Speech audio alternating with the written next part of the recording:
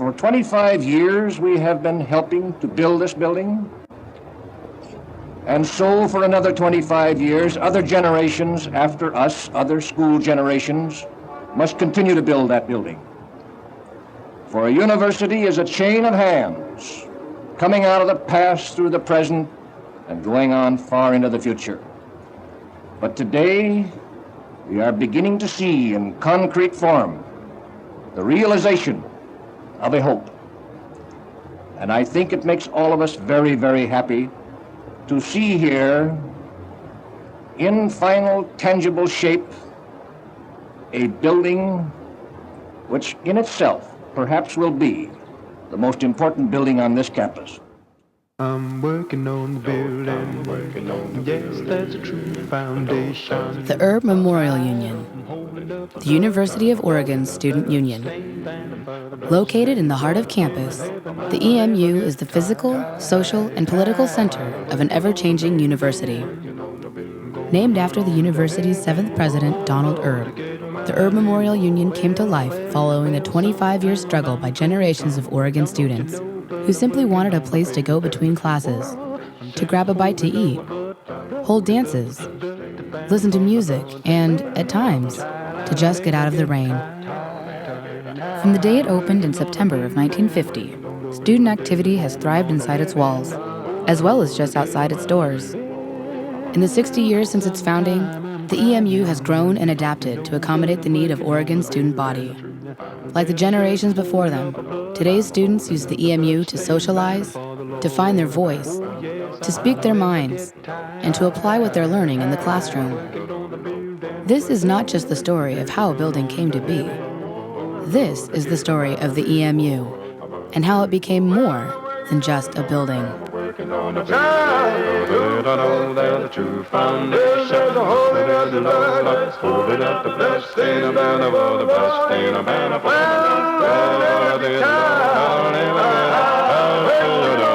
I'm working on a building. I'm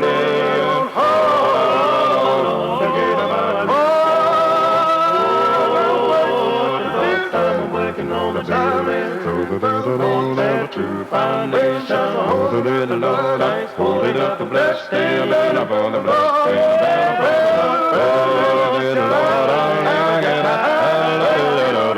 I'm working on a building. Oh, Lord, to get a mind.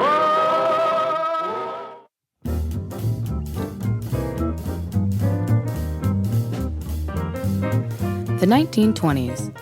The University of Oregon was nearing its 50th anniversary. It had survived financial instability, 2 attempts to merge with Oregon State University, and enrollment that had grown from an original class of 155 to nearly 3,000 students. Times, including those on college campuses, were changing.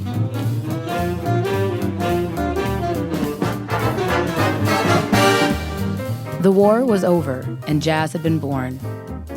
Students were quickly adopting the belief that the college experience was one to be enjoyed, that working hard should leave room for playing hard. As a result, student unions began to appear on campuses across the nation, functioning as places students could go outside of class to relax and socialize.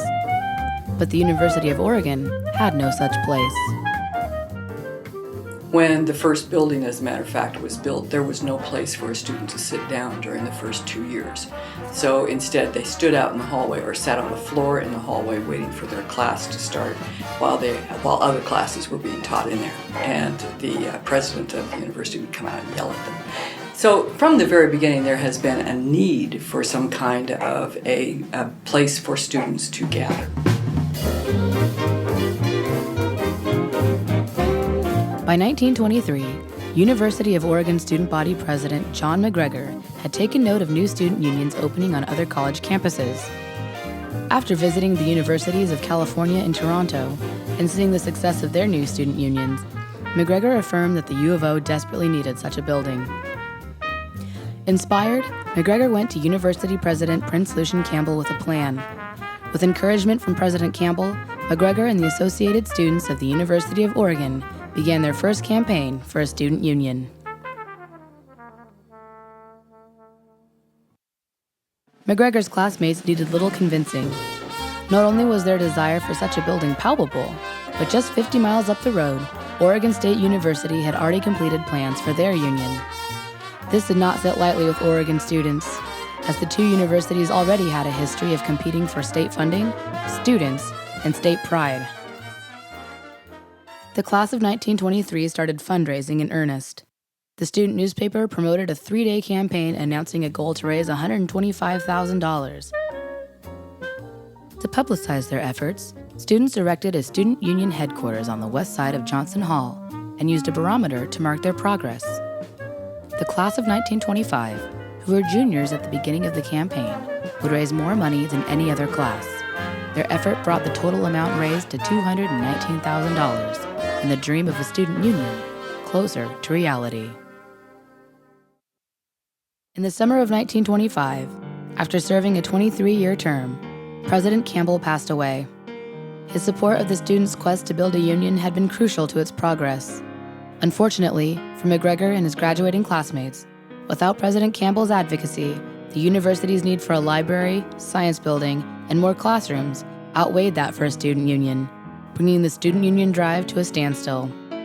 The funds raised would be put on hold, and the classes of 1923, 24, and 25 would not see the fruits of their labor for another quarter century.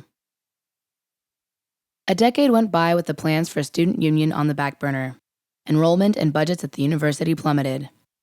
In effort to save money, the State Board of Higher Education decided to remove science from the University of Oregon's curriculum, moving it to Oregon State University. This left many in the Oregon community bitter and was a major blow to the university, its faculty, and enrollment.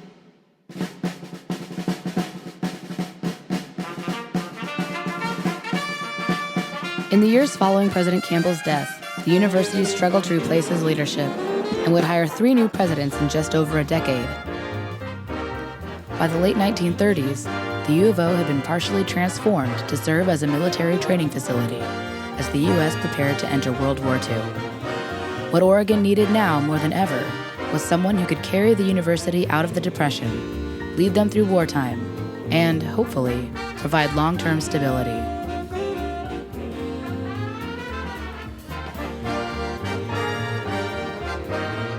On March 1, 1938, the State Board of Higher Education hired Donald Erb to be its 7th president. By the time Oregon hired him as president, he had a PhD from Harvard and had spent several years as an economics professor at Stanford University. Erb was everything the university was looking for and more. Young, well-educated, and an instant favorite among students. He knew many of them by name and was quick to prove himself a president who put students first. Donald Erb was one of the really good guy presidents of the University of Oregon. He was renowned already for being a truly ethical person, and he had a reputation for being incredibly kind and infallibly just. In addition to advocating for science being returned to the university, President Erb also knew the university would soon see a drastic influx of veterans returning to college on the GI Bill. At the U of O, veterans would have no place to go. A student union was an ideal solution. To Erb, in addition to creating space, such a building was an obvious necessity for students to develop as individuals outside the classroom, and, more specifically, to practice democracy. With the full support of their young president, students reawakened the campaign for a student union, and the Student Union Committee was revived. But in 1941, increased war efforts and the bombing of Pearl Harbor took the student union plans off the table once again. By the winter of 1943, President Erb's patience with the State Board of Higher Education had run out. Tired of his demands being pushed aside, he urged that science be returned to the university and for the student union to be built. The last time he appeared before the State Board of Higher Education, it was to advocate for a student union. In December of 1943, Donald Erb fell seriously ill with pneumonia. With penicillin not yet available at Sacred Heart Hospital, doctors were unable to save him. His sudden death shocked the campus, state, and national academic community. Just 43 years old, Erb left behind a wife, 2 young daughters, and a university filled with sadness and disbelief. President Erb's passing sparked a renewed interest among students and administration to finish the project he had so earnestly defended. In their research, the new Student Union Committee learned of the unfulfilled efforts initiated by John McGregor 20 years before. With new determination, the students of the University of Oregon would endeavor to give President Erb the legacy he deserved. As the campaign progressed and the war came to an end, enrollment began to increase significantly each term, just as President Erb had predicted. Fall term of 1945 saw enrollment increase by 104% from the year before, and for the first time in its history, the university was forced to turn away applicants due to lack of space. By the end of the school year, veterans accounted for more than half of the student population. Space and resources were indeed limited, and the need for the new building was becoming critical. Quonset huts were quickly assembled around campus in an attempt to accommodate the record-breaking student body. But there was still little refuge for students between classes. They were forced to stand around outside, crowding the campus streets and pathways and spilling onto the lawns. One small cafeteria in Straub Hall meant long lines and wait times for hungry students. Unwilling to let the Student Union project fail yet again, the university requested the help of renowned author and Oregon alum Ernest Haycox to lead a national campaign with the goal of raising $600,000. Haycox accepted the challenge, taking on what was then the largest fundraising campaign in the university's history. He penned a brochure to be sent to all alumni, requesting their support, and contacted none other than former ASUO president and war veteran John McGregor. McGregor gladly agreed to rejoin the effort, and assured the university administration that the class of 23 would help finish the project. Not all students shared Haycox and McGregor's enthusiasm. Don Tykson had come to the university in 1945 as one of the many returning war veterans. He still remembers the impact of having to pay the $5 building fee every term for a building he knew he would never use. Working my way through college, serving 5-cent ice cream cones and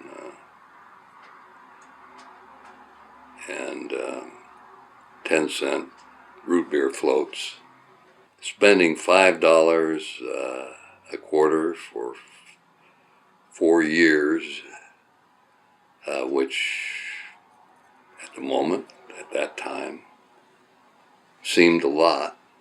But Tykson and his classmates paid the fee, and by 1946, enough money had been raised to allow for the completion of the union's preliminary plans. The new building would serve not only as a memorial to fallen war veterans, but as a memorial to Donald Erb. He was incredibly loved, so they decided to name the Student Union after him.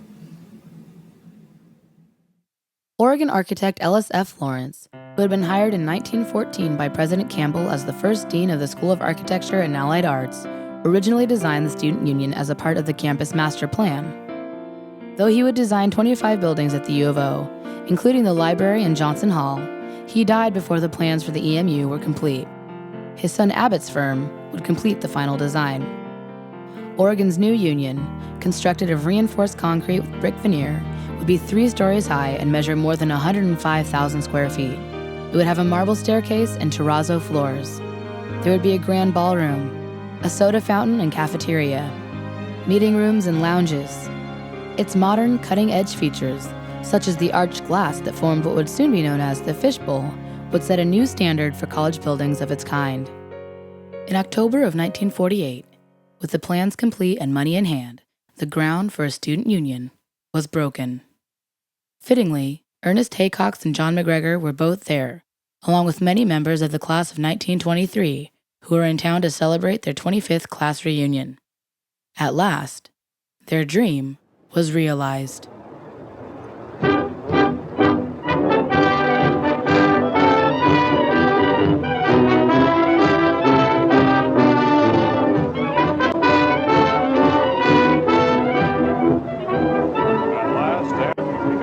No better word than at last. After 25 years, the dream of University of Oregon students, alumni, and friends is about to come true. Here on the corner of 14th and University, we are about to witness groundbreaking ceremonies for the Erb Memorial Union building. McGregor, who had waited 25 years for this moment, paid tribute to the late president. We shall not cease to be grateful to Don Erb, even though we cannot refrain from thinking of what fair contributions he might have made to this university had he lived the normal lifespan. We honor his memory because he was a man who held self subordinate to duty. Service to the university and his fellow men a privilege to be embraced, and friendship a virtue to be cultivated. His charm was an extension of his friendship to men he met. We loved him for his simplicity, his happy and sparkling personality. He would be the first to dedicate this union to the individual which it is designed to serve. And that is exactly what it must do. On September 17, 1950, after 2 years of construction, the Student Union was finally open. And it was grand. At a final cost of $2.1 million, it was one of the finest, most modern student union buildings in the nation. I can remember when people would ask me where I was going to college, and I said, I'm going to Oregon, University of Oregon. And they said, oh, that's the country club school. Just because it had the EMU with the patio and the umbrellas out there, and you looked over, at that point, you looked over lawn. The new Student Union, or SU as they would come to call it, was an instant hit with students. It was an absolutely beautiful building when it was built. It was one of the most modern and exciting buildings. And it was immediately used by the students. There was no hesitation. It was welcomed, it was wanted, and it was filled. Andy Berwick was chairman of the EMU board when he met Phyllis Pearson. She was on the dance committee. Well, as a freshman in Carson, our dorm counselors, I guess they're called, encouraged all of us to go to the SU, as it was called then, the Student Union, and sign up for anything. They always had so many groups to become involved with. And you'd meet people, and everyone's new primarily. You certainly are the newest ones, but you'll meet a lot more like you, and that will make you comfortable. So I marched over here, and that's when I met this fellow. The first week I was here, he didn't know that that was such a take, but anyway, that's how we met and how I got involved here. And then you invited me to the Joe College dance, which was here in the first part of December or something. In the ballroom. In the ballroom. Where we are now. And it was a step up from the Carson cafeteria. As chairman of the EMU board, Andy helped oversee the many events students put on in the EMU, including famous musicians, lecturers, and entertainers. The ballroom had been one of the most anticipated features of the new Student Union. Dances were always packed with students.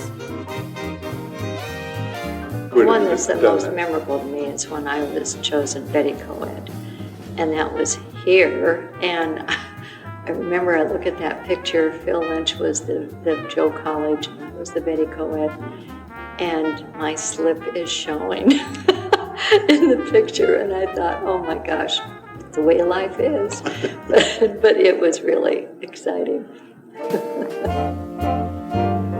Downstairs, students could play pool or ping pong. And if someone was feeling a little shaggy, they could stop by the barber for a quick trim.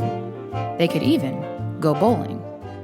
In the early days of the EMU, there were a number of unique characteristics. The first one that comes to mind is that there used to be 2 bowling alleys there. Downstairs, 2. I think there were at least 8 lanes total, maybe more. George Wasson came to the University of Oregon as a music student in the early 50s and took bowling classes in the EMU from renowned college bowling coach and Hall of Famer Lou Bellissimo. I mentioned that name one time and bowlers just went crazy, like, what? You took bowling from Lou Bellissimo? Yes, in the EMU, and it was pretty awesome. Former students came to appreciate the EMU as well. 8 years after graduating, Don Tykson returned to Eugene with his wife and entered the building for the first time. When I went back into that building, it certainly made it a worthwhile effort on my part.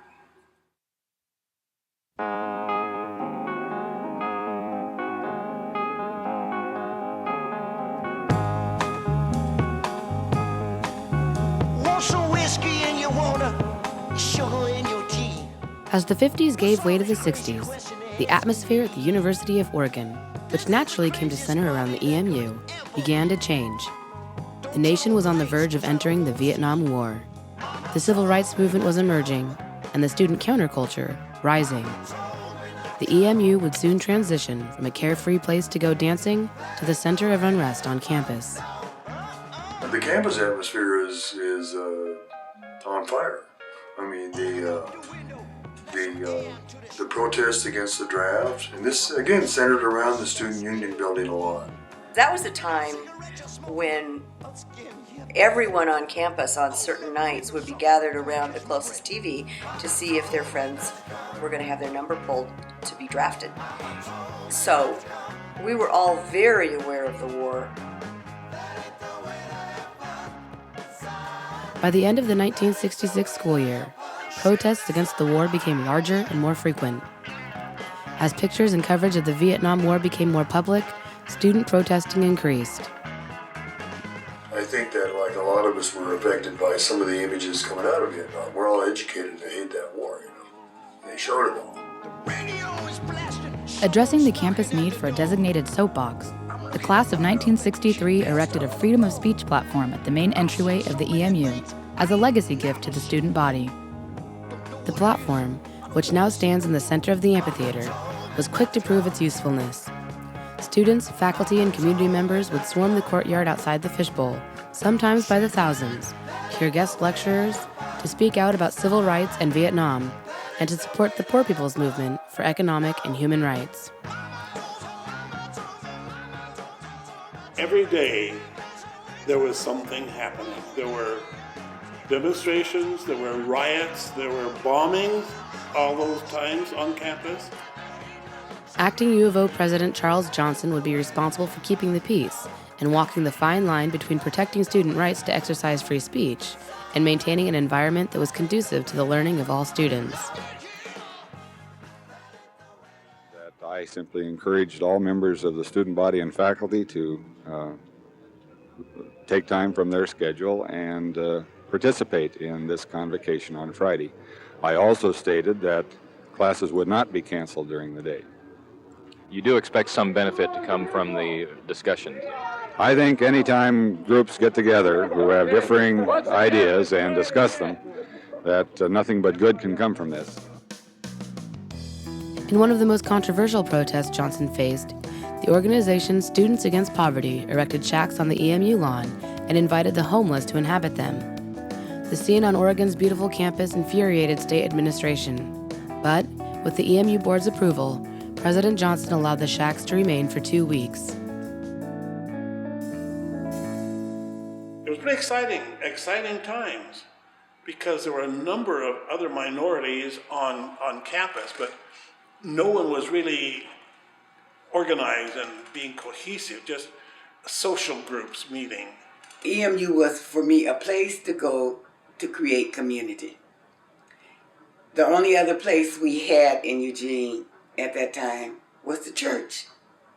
There was nowhere else to go. But I could come to campus and go to the EMU. Chuck Armsbury, at the time a graduate student in sociology, was an active civil rights advocate and was well known and involved in the Black community. The Eugene community practically had to, as some Black people have since described it, the Eugene Black community almost had to be created. They were so small, and they knew each other, but it was pretty low down in a community that's 90% white. In 1968, the Black Student Union became the first student union to be recognized by the ASUO and was given a meeting space in the EMU. For the first time at Oregon, students of color had a designated space on campus to organize, empower each other, and develop their voice on campus. the need for cultural identity and the need for cultural basis to operate from, the need for a more pluralistic program in the university that recognizes that white people are not the only people that existed in this country and that have helped develop this country. Oh, this world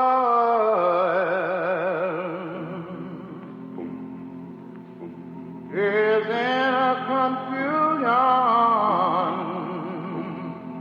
causing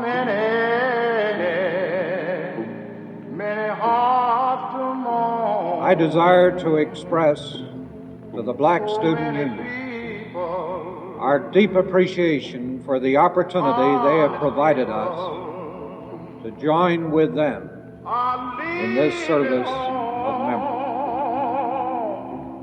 Once again, our nation has been plunged into mourning as a result of an assassin striking down a truly great leader. Once again, as a nation, we are searching our soul and asking why.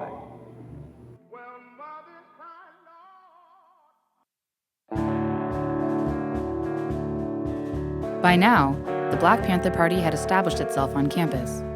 Members frequented the EMU terrace, speaking out to sometimes enormous crowds of students. In Oregon, we call ourselves the Berkeley of the North. In response to increasing student concern about the war and chaos on campus, the ASUO sponsored a new experimental series of courses called Surge, which were customized to educate students on current events and issues. In the fall of 1969, the university asked me to lead a course called Racism in American Culture. And it was the first time a course by that name had been taught. 35 or so students signed up for this first course. And we had a regular sized classroom. After the first quarter ended, they hired me to do it again. About 350 people signed up. A tenfold explosion in interest. In the midst of this, in the early beginnings of in 69, my brother Will and I got to talking like, it's a shame we don't have an organization to bring Indians together here. We know where some are and we know they're around. And so we did. That year, the Native American Student Union would become the second student union recognized by the ASUO. Wasson, a founding member, remembers the impact that this recognition had on him. When you've been an Indian all your life and knew you were an Indian, but you didn't have an official organization to which you belonged, and you knew you were, that was suddenly, you were bursting wide open. You were filled with, oh my God, we are. Might not seem like much, but it was pretty amazing. With progress came popularity. By the end of the 1960s, the youth of the EMU was beyond its capacity. Despite a modest expansion in the early 60s that added a cafeteria, dining room, and several meeting rooms, by 1967, articles began to appear in the student newspaper complaining that the fishbowl was full. The student population had more than doubled since the EMU first opened. Students sat elbow to elbow in the cafeteria. Student organizations were quickly multiplying, and meeting rooms, study areas, and event spaces were becoming scarce. In 1972, the EMU underwent a major expansion, adding more than 54,000 square feet to the southeast side of the building. The addition, completed in 1974, included an arts and crafts center, student offices, meeting rooms, dining facilities, and student lounges. That year, Adele McMillan was hired as the EMU's fourth director. Already having served 20 years as the EMU's program director, she would remain the director of the EMU until her retirement in 1991. Her experience and passion for students and student unions made her just the right person to delegate the new space. It was under Adele's tenure that most of the EMU programs, as we know them today, were created. Now, that's quite remarkable. That's not to say that the director created those, because again, it's a synergy between student leadership and administrative support that creates things here, and it requires incidental fees. But she hired strong, capable people with visions to lead those programs, and now uniformly they are among the very best examples of their programs anywhere in the United States. The new programs would coincide with the growth of feminism, environmentalism, and rising counterculture. Nowhere did these ideals come together more vividly than with the outdoor program, one of the first of its kind in the nation. Part of the culture of that time was, the hippie culture and, free love and nudity and drugs and drinking and, hot springs and adventuring and all different kinds of ways, from outdoor exploration to other ways behaviorally. And the outdoor program certainly was at the forefront of all of that. And students, would gather up on a big wilderness trip and leave town, and had all kinds of different fun on trips. And sometimes that meant environments that were clothing free or clothing optional, I'd say. Yeah, and you don't see as much of that today, and today's students don't have quite the interest that they had in the 60s and 70s to strip off their clothes as soon as they left town and put them back on when they got back to campus. Another new program, Club Sports, offered female students greater opportunities to participate in competitive sports.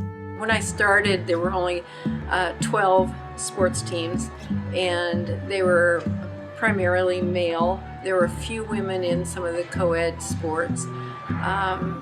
But the first thing I wanted to do was open it up and encourage and make it very available to U of O women for starting their own teams or having more co-ed teams or whatever opportunities they wanted to pursue.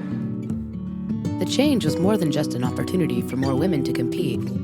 For some students, such as Anne Bancroft, who would go on to be the first female explorer to cross ice into the North Pole and honored as an inductee to the National Women's Hall of Fame, participating in team sports was a critical part of their student experience.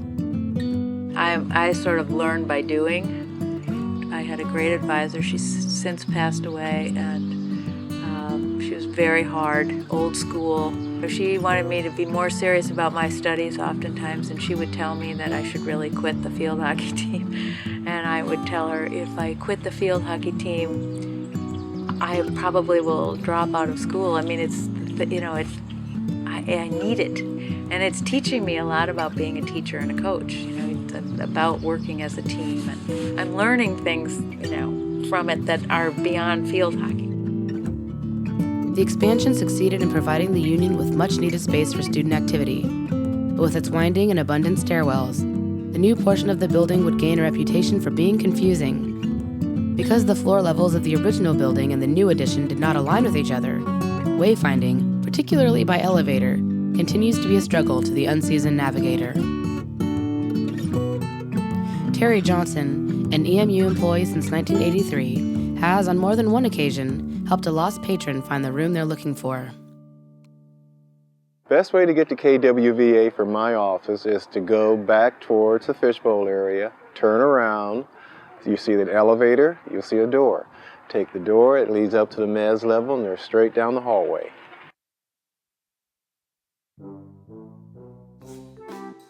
Outdoor program, once again, go back towards the fishbowl, turn around, you see the elevator, take it down to the basement, go down the hallway to the freight elevator. Right before the freight elevator, you will see a hallway again that leads straight into the outdoor program.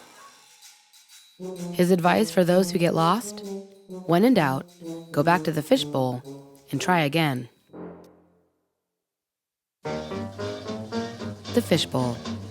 Arguably one of the most well-known and iconic spaces on campus. Though it's seen several innovations over the years to modernize the dining experience and accommodate the growing student population, its shape remains unchanged. You walk in there and it still brings memories back. I don't know how many cups of coffee I drank in there, but I used to always stop there when I went to the student union, and just see who is in there or say hello to people. And if there was something to talk about, I'd sit down and have a cup of coffee. We didn't have cell phones, so you had to make arrangements. I'll meet you in the fishbowl. You came in here and there was always the smell of coffee or donuts or something like that in the morning. It was a place to either bump into somebody or just be. From socializing at the soda fountain in the 50s to watching World Cup soccer today, the Fishbowl was and still is the heart of the EMU. On a daily basis, it's a place to eat, study, and socialize. Anytime I walk into the fishbowl, things flash back. All kinds of things flash back. That's one of the things. If I go in there and it's full, I think, if only they knew. If only these students all knew what took place here. On November 22nd, 1963, George was driving home to visit family. And I just got outside of town a little ways when all stations were glued on to one thing, and it was about the assassination. He was dead. And I saw cars pulling off the freeway, pulling over to the side, people stunned. And I pulled off to the side of the road and stopped, and I saw cars all over, pulling over, people crying. I thought, I can't go on home, so I turned around. Came back into town, and I drove up, and I parked and went inside the EMU. It was packed, loaded with people.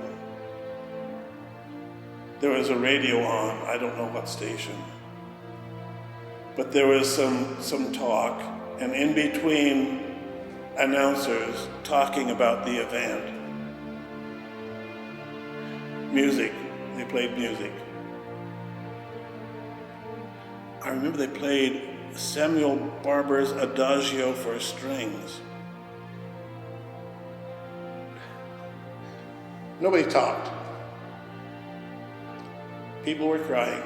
The whole fishbowl just quiet, except for the music and for the broadcasters. A stunning moment. I'll always remember it.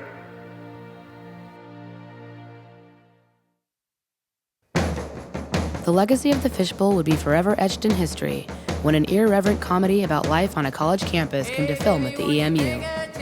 In 1977, with the approval of University President William B.D. Boyd, Universal Pictures filmed National Lampoon's Animal House, a movie that would later be widely considered one of the greatest comedies of all time. They had an open audition. All 200 to 300 of us showed up here at the EMU, and that was the part they gave me. Basically, for my scene, they told me, look to the left at the characters being introduced, then back to the camera, and same thing again. Just kind of sit there and, I won't say look like a nerd, but sit there. The movie, shot on campus over a 28-day period, features a number of recognizable campus landmarks and buildings, including the Fishbowl. On November 28th, students, faculty, and staff alike gathered outside the terrace to watch as John Belushi and the other stars of the movie filmed the now famous scene. Today, Animal House remains an Oregon classic and is still shown at movie nights in the EMU. While not as famous as the Fishbowl, the EMU Fountain Courtyard has a legacy all its own. In 1975, with University President Robert Clark's support, the ASUO appointed a student-faculty committee to study the feasibility of opening a tavern in the EMU. The issue had been unsuccessfully raised in the early 60s, denied first by the union director, followed by the university president, and ultimately the state board. Once again, students surveyed were in support of the idea. I think it's a good idea that it should happen. Why? Because it'll be fun. You know, I'd rather have it here than out off campus. And if, kids want to drink, they're going to drink, regardless if they have it here or someplace else. So I think it'll be beneficial. What do you think about the idea of having a tavern here on the campus? I don't know, man. I don't drink beer, so I don't know. I guess it's all right for the other people if they like it. I don't care, really. Okay, fine. Yeah. How about you? Well, I think it should be a really good idea to have a tavern, give the students more rights and responsibility. I think it's a great idea. Period. University President William Boyd, though he personally disagreed with the idea, promised to give it his careful consideration. Again, opposition prevailed, this time from faculty members and state legislators. The EMU would not have a tavern. Students then took another approach. If they couldn't have a permanent tavern in the EMU, could they get permission to serve beer at certain events? The answer was yes. In 1973, the first officially sanctioned service of alcohol was approved for an event in the law school. By summer, the EMU would follow suit, and the beer garden was born. Memories of the beer garden. That's what every alum wants to talk about. But maybe every school administrator doesn't. What started out as a periodic occurrence became a regular event. From the late 70s to the early 90s, students regularly packed the EMU courtyard and cafeteria every Friday afternoon. Hundreds of students enjoyed beer, free popcorn, and music. What I remember is that it was the absolute thing. And you came and there was this long line and you could get a beer and socialize. It brought people far and near all into the Union. Though well received in the early years by students and faculty, interest waned over time, and the beer garden was discontinued in the mid-90s. By the mid-80s, the explosive growth of new technologies saw students spending more time on personal interests. While EMU programs such as the Craft Center, club sports, and the outdoor program remained a part of many students' extracurricular experience, the advent of CDs, video games, cable television, and personal computers changed the landscape once again. To meet demand, the East Bowling Alley was replaced by a computer lounge, which would be expanded a few years later. Over the next decade, the EMU moved to modernize several areas of the Union that had remained nearly unchanged since the building opened. In 1986, the ballroom and surrounding meeting rooms received a $1.5 million renovation, including what is now known as the Adele McMillan Art Gallery. In 1998, initiated by ASUO to commemorate their 100th anniversary, an amphitheater and stage were constructed adjacent to the EMU courtyard on the corner of 13th and University. To honor a century of activism and involvement, the amphitheater's design included input from students, faculty, and staff, in the same historic free speech platform that had helped project the voices of generations of Oregon students would become the centerpiece of what is now the EMU Amphitheater. By the start of the 21st century, the EMU was once again in need of change. Led by Dusty Miller, EMU director from 1992 to 2010, plans for a much-needed expansion emerged. Dusty, early in his tenure here, understood that the Union needed renovation, and he was incredibly entrepreneurial in finding small pots of money to do spot renovations, so that you find some money and you do the club sports suite, you find a little bit of money and you fix the loading dock. But this patchwork, that's not really changing the nature of the building. In 2003, the first EMU master plan was born. But EMU history has a way of repeating itself. Due to lack of funding, the first master plan would never be realized. As was the case almost a century before, the fate of the Union rested in the hands of students. In 2011, university student Laura Hinman, sharing a dream of student leaders more than half a century before her, decided to run for ASUO president. Her platform, to renovate and expand the student union.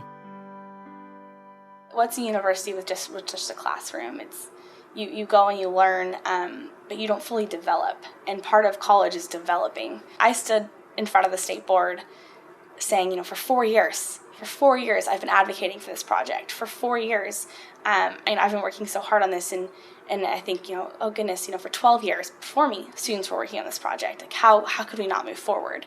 In November 2012, as they had done almost a century earlier, U of O students, led by ASUO President Laura Hinman, voted to increase their fees to revitalize and modernize their student union. Unfortunately, like Presidents Campbell and Erb before him, Dusty Miller would never see the plan come to fruition, as he passed away 1 week before the EMU renovation project was approved by the State Board of Higher Education. He was just so patient with us. And more importantly, it was the student leaders before me that spoke of him that was what was so inspirational. It wasn't necessarily the direct impact he had, but it was the impact that he had on others and how that affected my own life. And that's what I think is so important about someone like Dusty, someone that gives their entire life to working with students, the patience and the understanding and the dedication. He wasn't just developing this building, but he was developing student leaders and impacting their lives. Miller's dream for a better EMU lives on. Scheduled to open fall 2016, the renovation will replace the outdated, inefficient 70s edition and will add 80,000 square feet of new space, including a student resource center, expanded food and retail spaces, a 3-story atrium, and, some 40 years after students first requested it, a pub. If I were to sit down with John McGregor, who was a student body president who first advocated for this building and fought really hard to make it possible for students, I'd first and foremost say thank you and let him know the impact that he's had on so many future students. And I think that's really important to as student leaders. You have no idea the footprint you're going to leave. He knew it was important, and he knew that students needed that space, but I can't imagine he had any idea where it is today and how many students' lives it's impacted. Through it all, the Erb Memorial Union has maintained its mission to be the center for student activity at the University of Oregon and has been a reflection of the needs and interests of the students who have occupied it. It was definitely a place where if you had needed a soapbox to stand on and an audience, it was the place to go. You walk in there and you can feel that history. And I think particularly those of us who are alumni. And you walk in every corner, you have a memory of something that happened in the EMU. Some of them are great, some of them not so great. But it's history. It's where everything that was exciting was happening on campus. You wanted to be part of that, or you wanted to at least rub elbows with someone who was a part of it. For the most part, it was inviting. It was very welcoming in so many ways, and seemingly always open. When it's bleak outside and you're walking toward these lighted windows and it's all soft light, you have a warm feeling. You're walking toward a warm place. The Erb Memorial Union building has transformed the university from what it was when I attended, post-World War II, to what it is today. It's a different picture entirely. The Erb Memorial Union clearly is a catalyst for students that I did not have when I was there.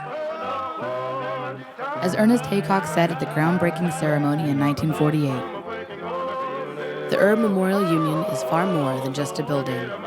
It is a chain of hands, coming out of the past and into the present, and going on far into the future.